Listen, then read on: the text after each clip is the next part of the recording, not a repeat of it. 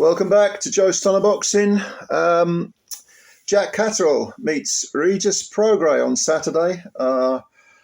Very much a crossroads fight, I think, certainly as far as Prograis is concerned. But Catterall probably expected to win. He's considered to be the fresher of the two fighters. He's 31 years of age, 29 wins, 13 KOs, only the one so-called defeat, which was to Josh Taylor 4 fights ago, although, of course, we all know Taylor didn't win that fight. Catterall lost a split decision. Had justice been served, he would have been the undisputed 140-pound champion and would be in the record books as an undisputed champion. As it happens, he's not even held a single belt. Last time out, he faced Taylor again. This time got a deserved decision. In all honesty, I thought the rematch was probably a bit closer than the original, but anyway.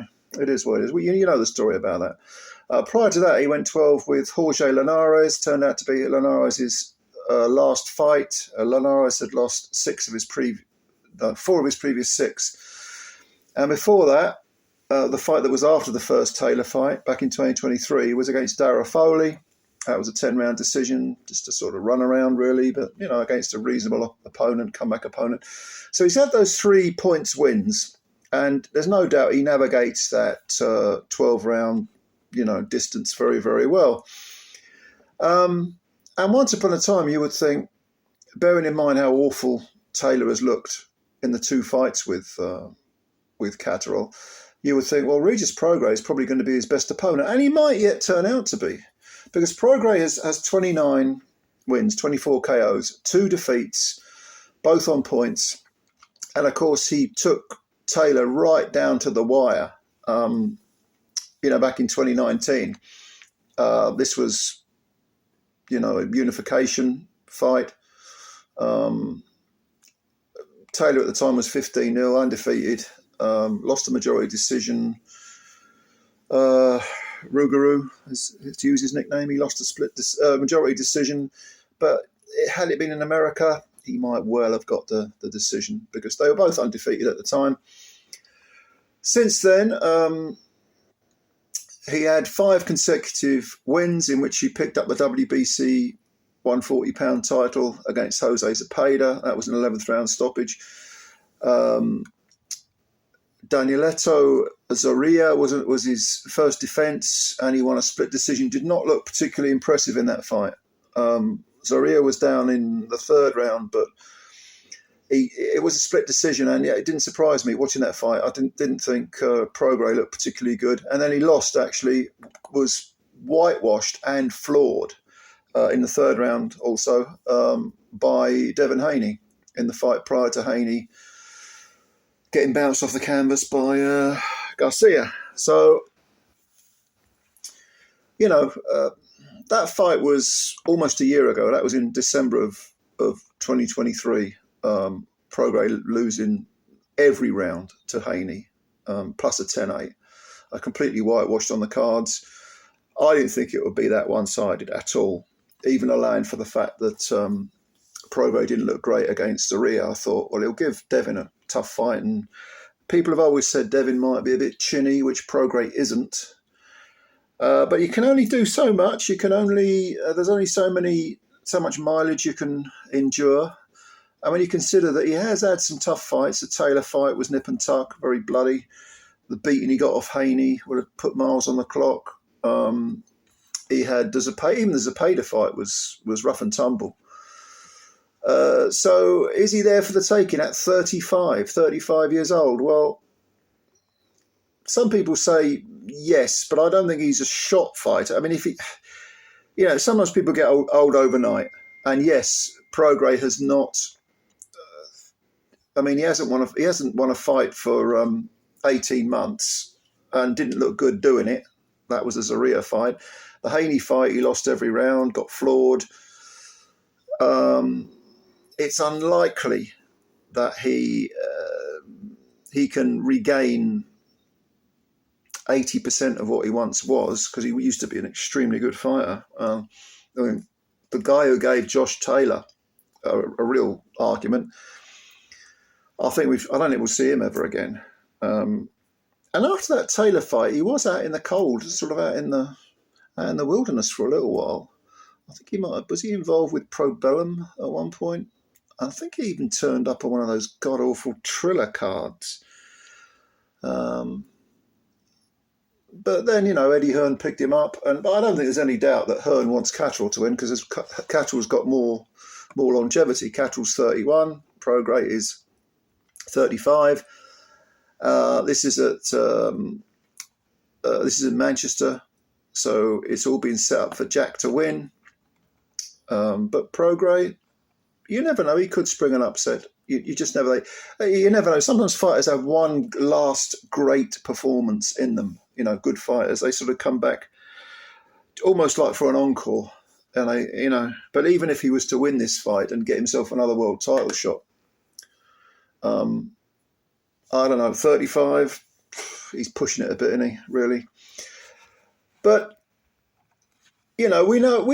If you know boxing, you'll have seen both these guys before. They're both Southpaws. They're roughly the same height. I think Prograis is an inch, maybe inch and a half taller. With Catterall, he's very, very technically good. He can be probably a little bit more aggressive than his reputation suggests. And I don't think he'll be boxing on the back foot against Prograis. Prograis himself has very good skills, but likes to come forward. So what we could end up with is, a surprisingly lively fight. Because I think whenever I hear Catterall's name, I think, is that going to be entertaining? And I know why. Because if you go back to the fight with O'Hara Davies that he had many years ago, it was one of the most turgid fights of the last 10 years. I mean, that was in 2018, 6 years ago now.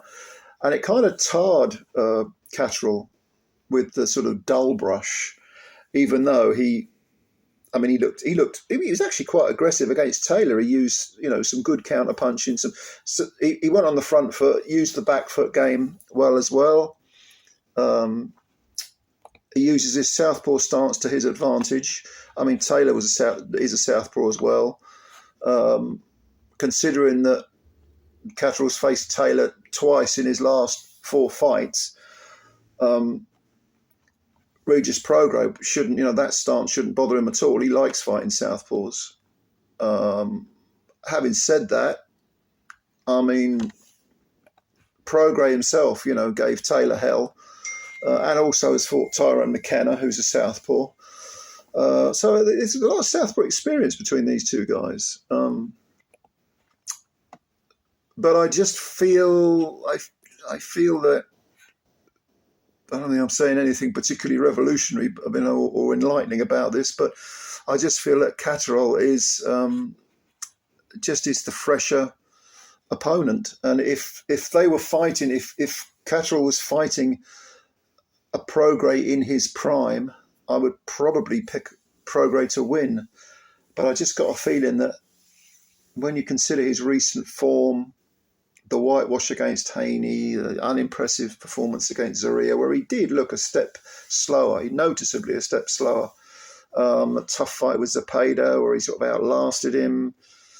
I've got to go for Catterall in this. Now, how do I think Catterall will win? I would say probably on points. I think Prograis has never, ever lacked heart. He's got tremendous heart.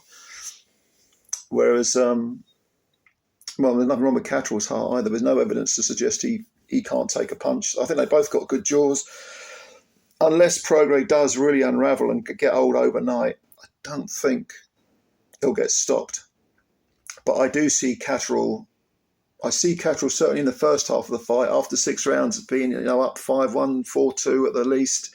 I think he'll start quick. And I think it will be up to Prograis to take over in the second half of the fight, but I don't really see that happening.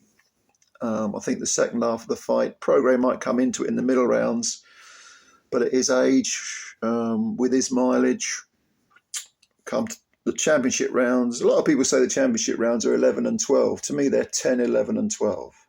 Okay? Because if you divide the fight, a 12-round fight, into quarters, 3 round, 1 to 3, 4 to 6, 7 to 9, And then, to me, the final quarter are the championship rounds 10, 11, 12. And I think during those rounds, I think Catterall will take over and just be a bit too fresh and a bit too crafty. Both of these are intelligent fighters. They got high ring IQs, but Catterall's crafty. He can pinch rounds as well as dominating them, which I think is good. He did that actually against Taylor in the first fight, because even the rounds that I thought Taylor was doing a little bit better, I was still giving him to Catterall just because he just had that slight step ahead, maybe a punch or two ahead. And I expect him to use his brain as well as his brawn. Even though he can have a fight, I think he'll use his brain and probably run out a winner, a unanimous decision winner, around the 116, 112 mark. There'll probably be a 115, 113 thrown in there. But I don't see him stopping Regis. And I like Regis Prograis. I think he's a terrific fighter. Really enjoyed watching his career. But at 35, I think he might be on the downside now. And, this is kind of his last stand, Custer's last stand and all that. I think Catterall wins this fight probably 8-4, certainly 7-5 in rounds. A unanimous decision. Nothing controversial about it either. All right, so what do you think? Do you agree with that or do you not agree with that? Pick a winner, leave it in the comments below, but tell me why you think your choice was going to win. Don't just sort of, I think so-and-so will win because, I don't know, I just think he will.